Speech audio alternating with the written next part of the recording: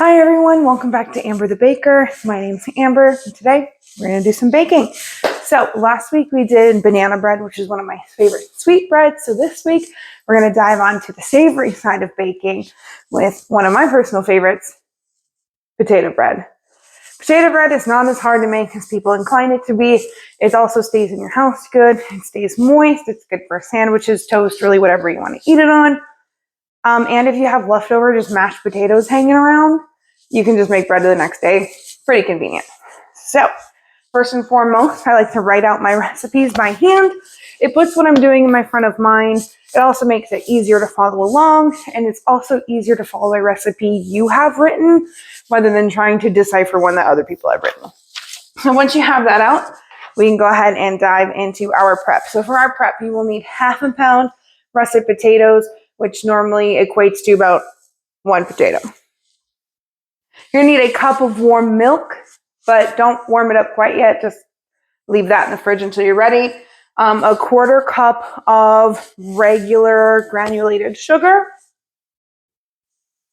1 packet, or if you don't have the packets like me, you have the jar, it's gonna be 0.25 ounces of instant yeast, 5½ cups of all-purpose flour, 2 teaspoons of salt, and a 1/3 cup of softened unsalted butter. So we are going to go ahead and dive right into our prep. All right, so we are going to start by peeling and washing and peeling half a pound of potato. And once you have that done, what we are going to do is we're just going to slice these bad boys up, really just however so you choose. I do mine in about 1/2 inch just slices. I will go ahead and bring you guys over to my cutting board here so that you can take a look. Okay, move the flour out of the way here, all my tools. So just gonna slice them up in about 1/2 inch slices, 1/4 inch slices, however you normally make your mashed potatoes. Slicing them up is just the quickest way to do it because they will boil really quickly, and that's what you want to do. So bring you back to center stage here. There we go. So now I'm just going to go ahead and throw these in a pot. Okay. Cover them with water, about 1/2 inch over the top, 1/2 inch to 1 inch. And I'm just going to go ahead and get these on the stove as part of my prep. Boom. Medium-high heat, and we are just going to let those boil there. I'm probably going to add just about 1/2 cup more of water to mine. I don't think I put enough in. There we go. 1 more, actually. Perfect. All right, no salt. You don't need to put anything in them because when you're baking and you're using ingredients you would normally season, we put our seasonings into our actual dough, the things we need. We don't put them into extras, for breads especially. So do not season that water. Just check them in there and let them go. So that's the first part of our prep. So next thing we're going to need is a cup of warm milk. We're not going to warm it quite yet, but I will go ahead and put it into a little bowl here just so that it's ready. I prefer to just do my measurements out in 1/2 cup at a time because 1 cup, it's just not really super comfortable in my hands. So just make sure you have a cup of milk. It can sit room temperature until you're ready to warm it up. A-okay. Put my milk back in the fridge because I'm done with it. And we like to put things away and clean up as we go. Forgive me here, I'm having a little iced coffee. A lot of talking. All right. So now a 1/4 cup of our regular sugar. Okay. And that is going to go in a bowl as well. This one here. Whoops. Okay, we got our sugar out. Quarter cup. Potato bread's supposed to be like sweeter, so naturally there's going to be more stuff in here. But the good thing about making it at home is you can control the ingredients that go in and you can control the quality. So I'm going to just put my quarter cup of my regular just white sugar in, and then I'm going to put my sugar away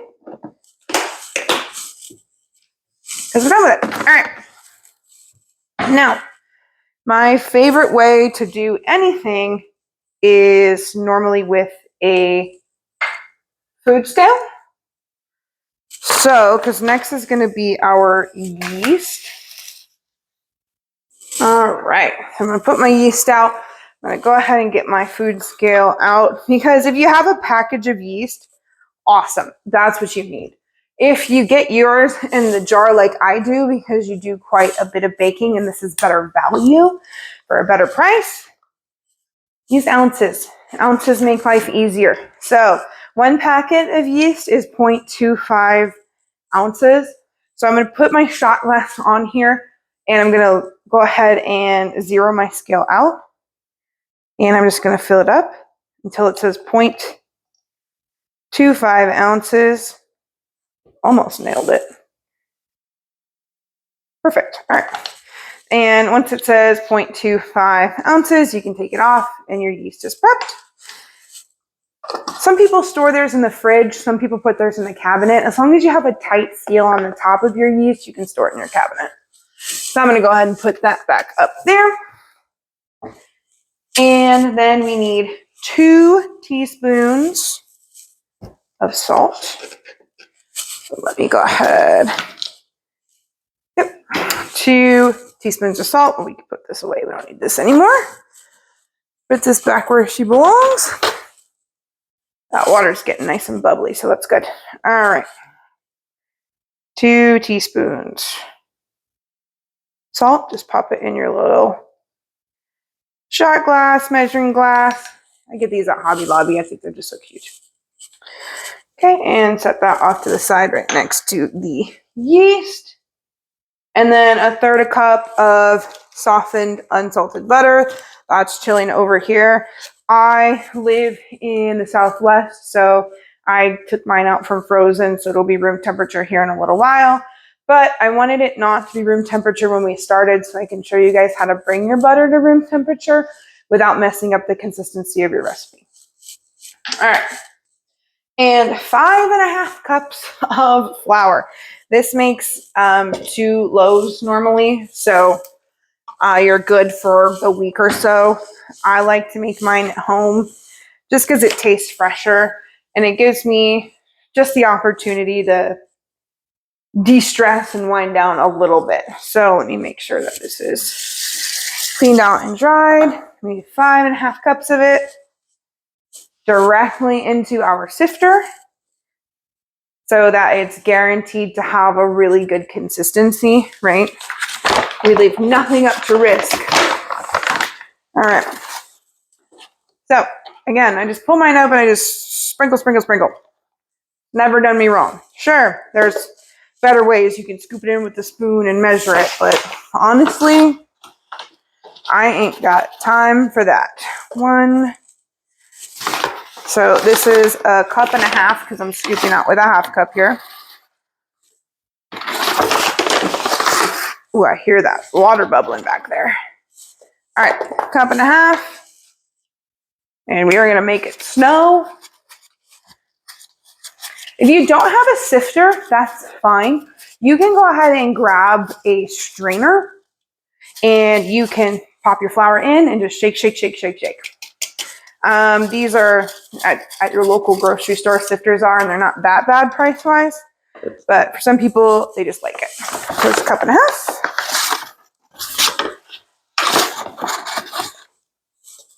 Okay.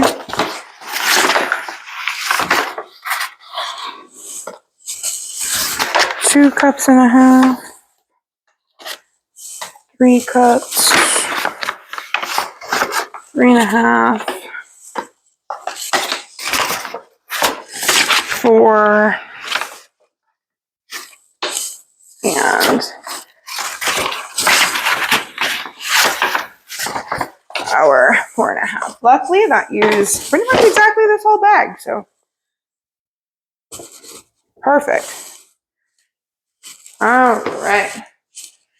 Turn those down a little bit now that they're bubbling, so I don't need them bubbling over while we're trying to get this flour ready. This is 5 and a half cups of flour. We're making it snow, sift, sift, sift. Prep work's important. It takes all of the hard work out of the way early. And for videos like mine, it's really important to do this prep because if you're not prepped and ready to go, it's easier to feel overwhelmed because of how fast I'm moving. Sure, you can pause and rewind and do all that, which is a great part of a video, but it's also just going to be easier for you to just keep up and it's less overwhelming and you've got all the annoying bits out of the way early. So that's pretty much it. We have everything prepped and ready to go. So if you didn't earlier, here's where you can peel and slice your potatoes in 1/2 inches. Throw them into a pot with either 1/2 inch or 1 inch over the top of your potatoes. And we're just going to boil them 10 minutes just until they're fork tender. Basically, you're just making mashed potatoes without any sort of seasoning or anything in the water. So mine have been in for about 10 minutes. They are not there yet, like at all. So we're going to go ahead, fire these guys up. They're close, but they're not super ready yet. So while we're waiting on those, I'm going to show you how to get your butter ready to room temperature. It seems simple, it seems obvious, but it's missed on a lot of people because it's just not something people talk about, because in their videos they always talk about just have room temperature butter ready. But guess what? We all have lives, we all have things going on, and when we carve time out in our day, we don't always think about all of the details. So basically, all you're going to do is you're going to chuck this in a microwave safe bowl, and you're just going to do 15-second intervals until it's soft. You want to be able to do, you want to be able to put a fork through it, right? So that's where I'm going to start. And I want to make sure this is really exact because I'm not looking to melt my butter and I'm not looking to cook my butter, right? Because we want to make sure that the structure in our bread is intact as well as the flavors that we want. Boom, exactly 15 seconds later, I'm going to pull it out. I'm going to fuss with it. Look at that. That fork goes right through it. That butter is ready. Every microwave is different. Okay, so, and you can see that like nothing is melted. It slides around a little bit. It's good to go, and it's that easy. All right. So I really got into baking after COVID, right? And I really found a love for it because it was an escape from everyday conveniences, right? Like I couldn't order this or go pick it up. And in order for it to be a quality product, I had to do the work. And then I found love in the work, and I found love in the product that the work delivers, right? And I know what's in it. I know how much of things are in it. I get to do the work and I get to see the smile on my husband's face when it's a product that I create on my own. My family members, friends, same sort of situation. And then I just developed a love for the game, right? I started learning the techniques that aren't easy. I started going the extra mile, learning about how the structural integrity of baked goods goes. And then I just went down this self-taught rabbit hole. And if I can do it, so can you. These aren't hidden secrets from professional bakers who spent thousands and thousands and thousands on baking school. This is just self-taught research and a lot of just YouTube essentially and Food Network and things like that, and learning, asking my grandmother for tips, talking to my mother for things, and my father, and just kind of going from there. You have to start somewhere, and if you chose here to get your start, I'm just really grateful and really appreciative Let's check on our potatoes. I need my fork. It's also about the mistakes we make along the way. I don't edit out my mistakes, mostly because I think they're funny. And secondly, because I want everyone to understand that you can be doing this for minutes, seconds, years, or decades, and you're going to mess things up. You're going to make mistakes. It's just part of the game. These are fork tender and ready. So I'm going to strain them, but before I strain them, I'm going to get one last little bowl here out because we are going to save a half a cup of this water. Now, the reason we're saving a half a cup of our starchy water is because, again, consistency, but also flavor. There's a lot of recipes out there where they're like, save your water, pasta water, right? Is a big one. Save your pasta water. Save your potato water, right? Even when you make mashed potatoes, they tell you to save your potato water too. So we are going to take a cup of this water, half a cup of this water. Oh, Lord. Whoops. Speaking of mistakes, we're starting early. We are going to save half a cup of this water, not a full one, because we are going to use it. So, quarter.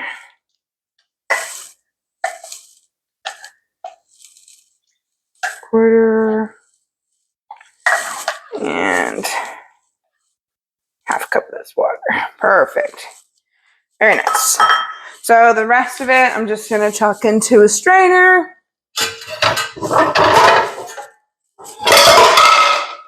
LOL.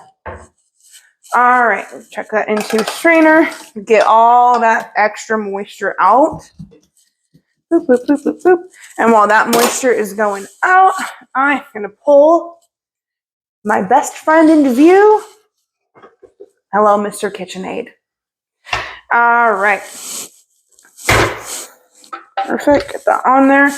We're going to get all of our ingredients ready here because since we did everything in advance and we prepped everything in advance, we are going to move on to our next section of the baking, which is called dump and mix. Because we have everything ready, all we're doing is we're dumping it in this guy and we're doing it up. So you just make sure these are good. All right, so we're going to start with our whisk. Pop your potatoes on in there. Look at that. Ooh, that looks good. You want about a cup of them. So I'm just going to mash them up and then put a cup of them in there. This might be a little more than a cup. We are going to figure that out. Clean this one by hand so I can measure it out properly. Baking is one of those things that you can play around with flavors really well, but you cannot compromise the consistency and the chemistry of it. So if there's something that says a cup of, a half cup of, a quarter cup of, stick to it because that is going to be your lifesaver if you want a nice baked good. So, woo, these potatoes just flew out. So we're just gonna let those go. And while we are letting those go, we're just gonna keep a good eye on them. Crank it up nice and slow like. So another reason why you want to boil them in half-inch small chunks is so that your KitchenAid doesn't have a rough day. You can do these by hand. You can use them by a handheld mixer. That's fine. You don't always have to use a KitchenAid, but it just is my BFF in this world, and especially in the world of baking. So I'm going to go ahead and just pop this off, and I want to get a cup. Now, when you're getting your cup, normally I would just say scoop and do that, but these are hot as heck. All right, so we are going to use a spoon to get these ones in here. Then any excess, right, you can just save it. Just save it. Which is why a lot of people will make potato bread on days where they're having mashed potatoes for dinner or the day after they made mashed potatoes. you're doing it the day after you make mashed potatoes, I do advise caution because once again, if you threw a lot of seasonings and stuff in here, it's not going to taste like your classic potato bread. It's just not, right? So I did pretty good by getting almost exactly a cup. There's a little bit extra in here. So I can just take those and put them back in the pot for now. And then I can store them later. Oh, Lord. All right. It's going to go over there. This is going to come off. And these are just going to go back in the pot for a little while. Because again, extra potatoes, it's really going to mess with the bready consistency. And it's going to make it more of like a mushy consistency. And that's not what we're looking for in this recipe. So get these guys back in here at all costs. Okay, and we are going to go ahead and put our whisk back on. Okay, or grab a whisk or grab your hand mixer that has a whisk attachment. And just going to loosen those guys up again. Good. All right. Okay, so now we are going to take that milk and just warm it up. We want to just pop it in here, get it nice and warm because we are using yeast. And it's really important that you have a warm milk and warm water to activate your yeast. Not hot, not over 115 degrees. You want to keep it under 115 degrees. Warm is normally around 100, between 100 and 110. And then warm hot water to activate is normally between 110 and 115, but don't go over 115 degrees Fahrenheit because then you will kill your yeast. Your bread will not rise and you will be left with a weird flat bread, not light, fluffy, or airy tasting any bread, right? So I am, take that off before it beeps because I'm not a fan of that. This feels right, so I'm going to take it out here. All right. We come over to the camera here so we can look. Turn on our thermometer. Any sort of thermometer is fine. Mix it up. Okay. This is not quite warm because it has not hit 100 degrees. It's at about 85. So I'm just going to keep putting it back in. Now, if you do overheat it, just let it cool back down. Don't add ice to it to cool it back down because then you have more liquid in your bread and then it's not going to be that bread consistency or texture either. You can balance it out by adding more flour and then you have more of a flour taste and less of a potato taste. And this is all about the potatoes. Okay, so I gave that another about 20 seconds in there. Whew. Container's hot. Let's test it out here. All right, so this is at 100 and perfect, 103. So that means we are right on the money with our milk. So we're gonna go ahead and we're gonna put our milk in as we prepped it. Now we can dump it right in the dishwasher. Clean as we go, make your life easier. So, okay, milk, our sugar is going to be next. All of it, a whole quarter cup. Boop. Sugar goes in, yeast goes in. We already put our potatoes in. Now we're gonna add our potato water. And that was prepped as well. And that's going in. Now you're gonna whisk this up. Walk it, start on low because you have sugar and yeast and liquids in there and it will splash into your face. And from experience, never fun. So while it's whisking up, we're gonna let that go for until it's combined. So that's probably gonna be about 30 seconds to a minute. And that's just enough time to start cleaning up after yourself. I don't believe in waiting until the end because when you're baking, you're on your feet for quite a while as it is. And the last thing you want to do when you're smelling your magnificent bread and wanting to look at it and show it off is clean. So do it as you go. Save yourself the hassle. We are going to go ahead and now add our butter. Boop. Our salt.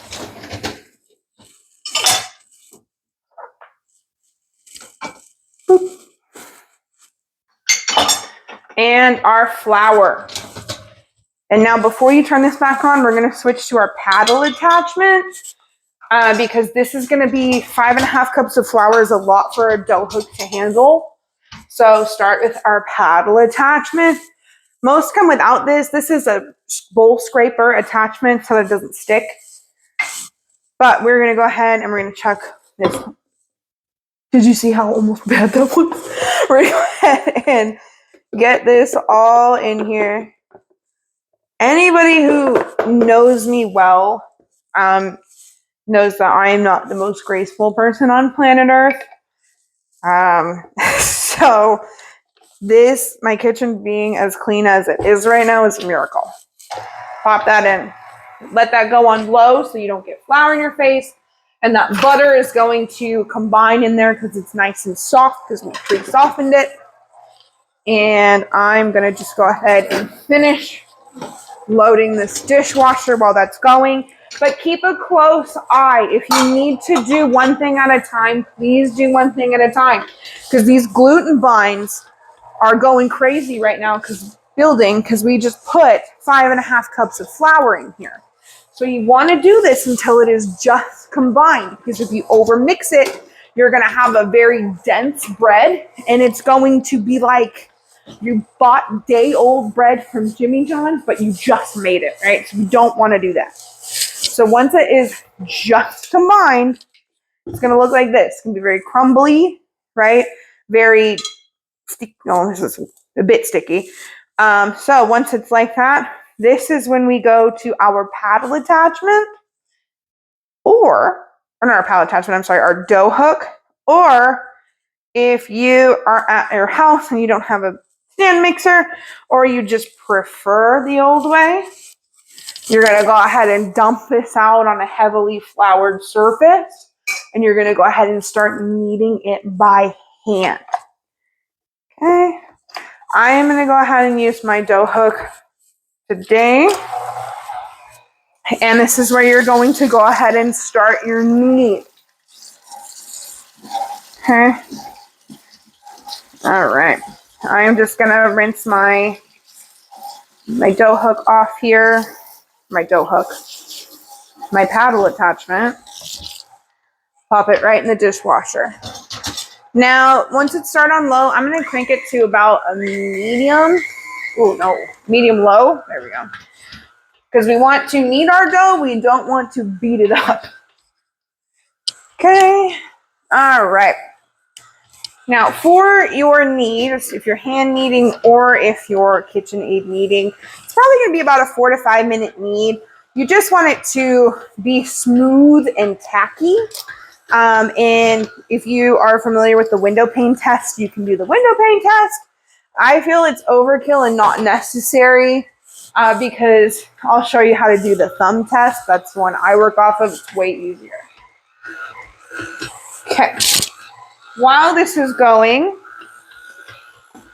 I'm going to get an additional bowl ready for our rise.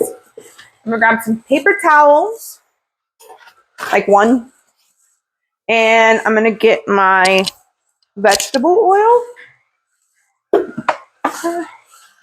And we're going to use just enough to cover the bowl, just to lightly coat it.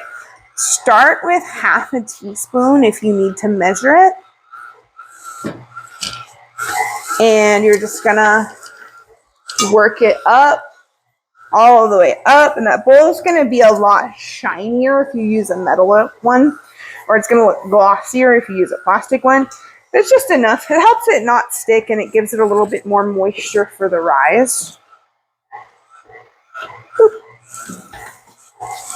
Okay, get that up there.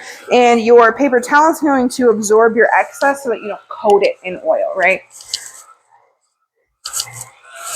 I'm going to go ahead and check on mine because I'm using a stand mixer, so it's not going to take nearly as long. And I'm going to show you what I mean by smooth and tacky thumb test, right? So we want to keep this going for a little longer. It needs a little bit more time. And I will show you what I do mean.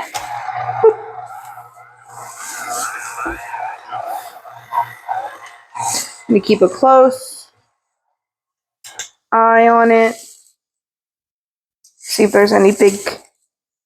Okay, good. I don't have any big potato chunks in here. I just had one little one. I want to make sure you don't have massive chunks because we don't want like regular bread and then you just bite into a chunk of potato. That's not the point.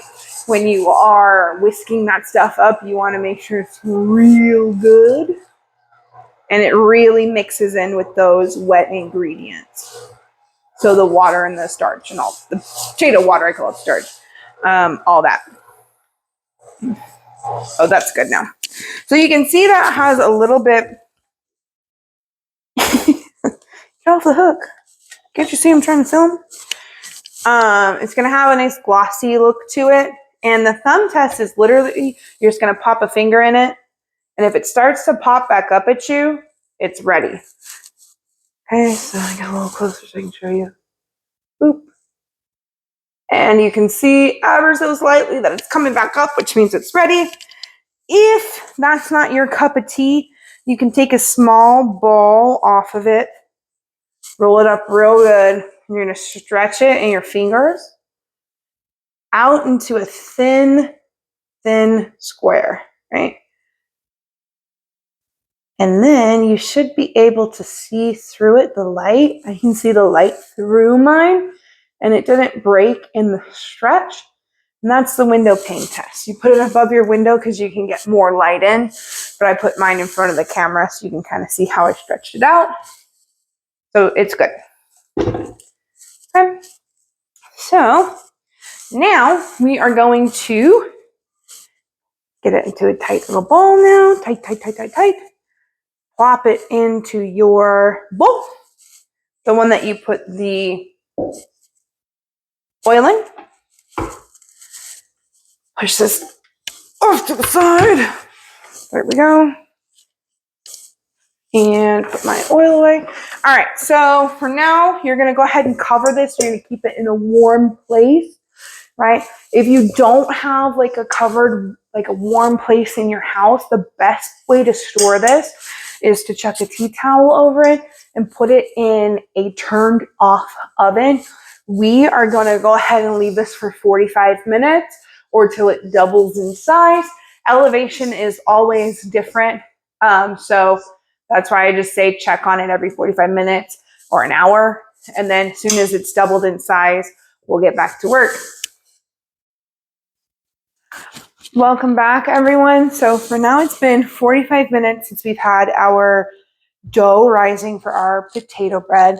So I'm just going to uncover it and ooh, that's pretty. So you can see it has doubled in size since we started. And that is exactly what we want. That's a good thing. If your dough did not rise at all, it means that your water or your milk was too hot and you killed your yeast. You can start over if you'd like. We're always here for mistakes and restarts, but if yours looks like mine, we're going to continue. Okay?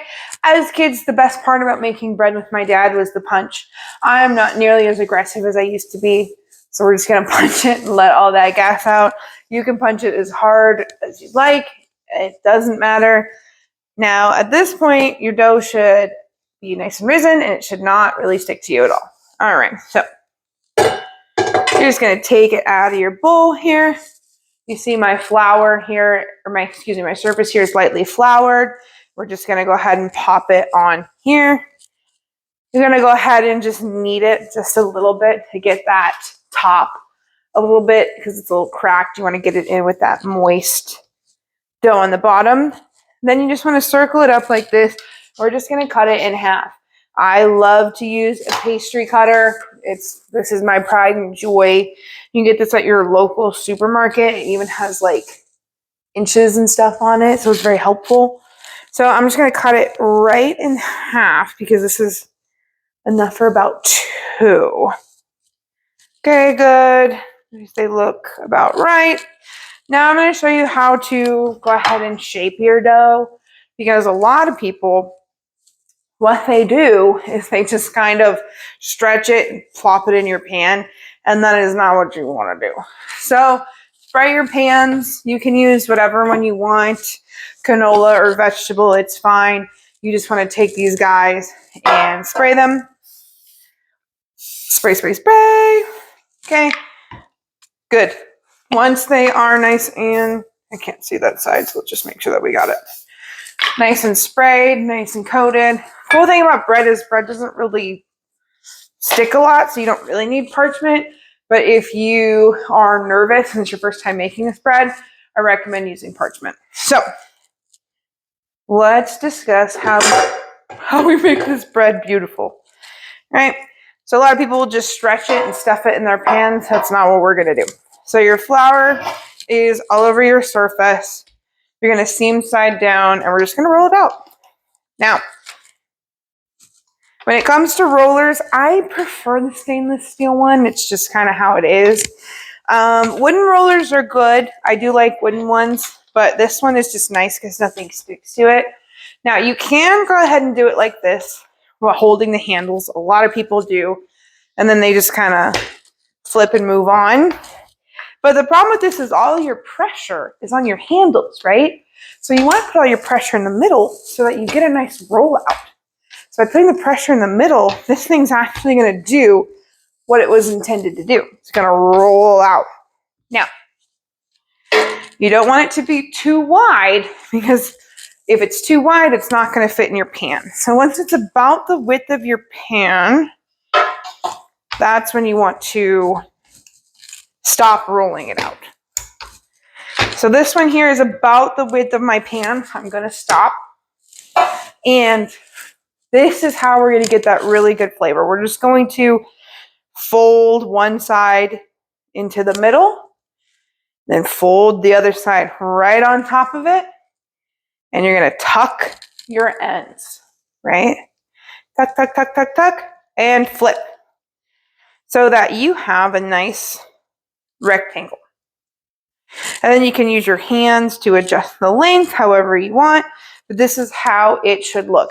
It's going to look a little thin. It's going to look a little sad. That's okay. And you can see that that is the perfect length for our pan. I'm going to go ahead and move on to the second one. It's a couple 9x5s. I like a square pan because I enjoy my sandwich bread to be square. And this one's on Amazon for like 14 bucks or whatever, and it has a lid. So we love that. So now we're going to go ahead and bring the second one back to life. We're going to do the same thing. I'm going to put my pan on the end of my mat for reference.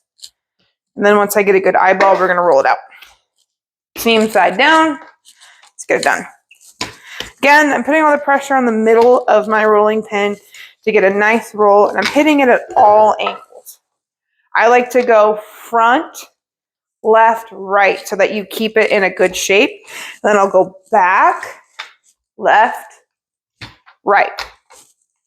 That's how you want to keep it going, right? Then I'll go front, left, right, back, left, right. And you can see how I have little circles on and it's kind of filling up a circle. That's what you're looking for. Again, this one's just about wide enough for my pan. So we're going to fold and then fold once more. And then we're going to tuck. And then we're going to tuck. Dough likes to undo what you did. That's fine. That's why you bake it seam side down so that you can't see it. Then again, we get nice and rectangular. Pinch your seams underneath it. And then you're going to plop it right in your pan. Boop. And again, perfect length. These are supposed to look a little sad and a little thin because we're going to rise them again for 20 minutes. Pick your favorite tea towel. I don't care which one it is. You're going to plop your tea towel over them just to protect them from any like AC or anything. You're going to go ahead and let these rise for 20 minutes. Okay, and then you want your oven at 350 as soon as those 20 minutes hit. So however your oven takes to preheat to 350, You're going to do that so that in 20 minutes, your oven is ready to go. And I'll see you in 20. 20 minutes have elapsed, so we are just going to go ahead and unveil them. And you can see that they are twice the width and they are a little taller, which means that they are ready to go. If they haven't risen at all, then you definitely know your yeast is dead. But this is how they should look. It's sandwich bread, so you don't have to score it. You don't have to do anything fancy. Our oven's at 350. We're going to pop these guys in for 35 to 40 minutes. Let's go ahead and pop them in. I do both of my loaves in at the same time. If you have 2 loaf pans, please feel free. Just make sure they have about 6 inches between them. Put them on the middle rack so that they don't burn. And then leave them in for 35 minutes. Check on them then. If they're not as nice brown top that you want, a nice golden brown like a sandwich loaf, go ahead and leave them in for that additional 5. But we're going to just let those guys in for 35 minutes to start, and then we're going to check on them. If you are baking along, your kitchen smells really good right now. 35 minutes has come and gone. So I'm going to go ahead and pull these bad boys right out of the oven. You're going to want to let them cool. Oh, those are gorgeous. You're going to want to let them cool inside of the pans for at least 5 minutes because this is sandwich bread, right? So you want those outsides to get nice and golden brown. You can see how tall they've gotten. So let's go ahead and turn our ovens off because it's the heat of summer and it's so hot in here right now. And you're just going to let these cool, like I said, in for 5 minutes. Completely optional. You can go ahead and put either an egg wash or a butter wash. I like to do just a tablespoon of melted butter for 2 loaves. Just give it, number one, it keeps it softer longer, keeps the top softer. And then it just gives it that nice, warm, yummy, buttery flavor to it. You can brush the tops. You can let it drip down the sides, however you prefer. It's your bread. But you want to make sure that these stay in here for 5 minutes. And then you're going to pop them out to cool on your rack for at least 30 minutes. Because you want it to cool off, but you also want it to finish its bake. They're completely done. You can tell by the golden brown on the tops here. I have to use my sink now because my dishwasher's full. So you can see just how golden brown they look, how ready they look, and how that looks like a sandwich bread. Now these are about 850 calories per loaf. So you can do 10 slices in each and they're only 85 calories a pop. People think that just because bread has carbs in it, it's bad for you. A lot of people think carbs is a bad word. It's not a bad word. If you're on a weight loss journey, all you got to do is go on a calorie deficit and you'll be just fine. So my husband and I going into our journey next week, we can easily have 2 slices of this a day and be just fine. But everything else looks good. So we are going to let these sit for probably about 2 or 3 more minutes.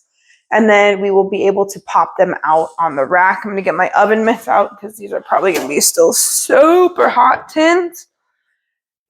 But honestly, it's as easy as that. Baking is as easy or as daunting as you want to make it to be. The reason I enjoy it, as I said earlier, it's the inconvenience in a world of convenience. I'm lucky enough to work from home. I'm lucky enough to be able to be around my dogs 24/7. We're lucky enough to order our groceries to our front door. I don't like to do it, but my husband loves it. Drives me nuts. We can order food to our front doors. Everything is just a tap away. So I find convenience in the inconvenience where I get to make a from scratch product, take the difference, spend a few hours on my weekend and just create something tasty and beautiful. Now, if you're baking along you are going to absolutely enjoy this. If you're looking for a behind the scenes look, now you know how potato bread's made. It's really not that difficult, and it's not as bad for you as people go ahead and pertain it to be. They think potato bread and they think the whole thing's potatoes, when each of these is only a half a cup of mashed potatoes each, right? All right. So it's been a good 5 minutes, so we're gonna see how beautiful these guys look. So I'm just gonna boop. Now, if you grease your tins, it should just come right out. And look at that bottom. You see how golden brown that bottom is? That is what you want as well, because you see how golden brown the sides, both of them are. That's your structure of your bread, right? That's so that when you slice it, it stays together. This one's a little bit shorter because this pan is taller, because like I said, it's my fancy square bread tin. And boop. And when you bake it, this one actually has holes in the bottom to help with your aeration, so that your bottom gets a little more crispy and a little more evenly done to match your top. So now you're just gonna let them cool for structure-wise, 30 minutes to an hour.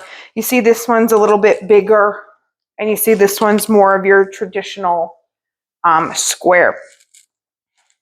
Once they cool, you can slice them. The fun thing about bread is you don't have to wait. I recommend waiting just for the structure of it, but these loaves have been really messing with my nose for a little while here. So I'm going to go ahead and take one, and I'm going to go ahead and slice it off just to show you guys what your beautiful finished product is. Just one slice, and the rest of it is able to cool off. You can see it's really, it's not doughy, but it's a little bit more difficult to slice through because all your ingredients haven't come to room temperature yet, but I'm only human. Get a little bit of your favorite butter, your favorite jam, whatever you like on your bread, just a touch. You don't want to go crazy. Oh yeah.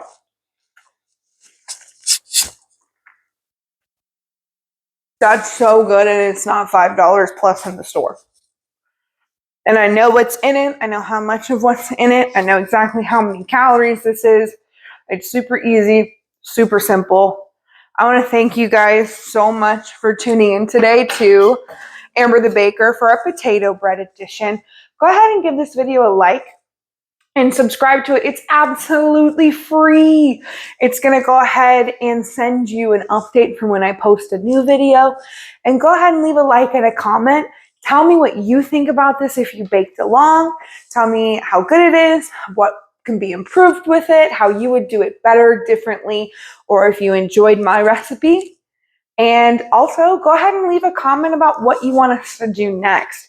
As a community, I want you guys just as involved as me. And in order to do that, I gotta hear from you.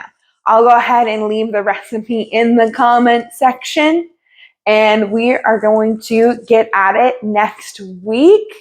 I will go ahead and give you a little teaser. I'm gonna upload a shorter video sometime this week or next week of a sourdough starter. Ooh, hoo, hoo, hoo. And next weekend, we will do some form of sweet little treat. I will either pick or I will go off what you guys say in the comments.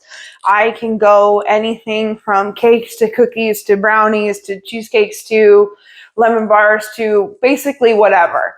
You put it in the comments, I'll go ahead and bake the most popular one, and we'll just keep going until we run out. Thanks so much for tuning in.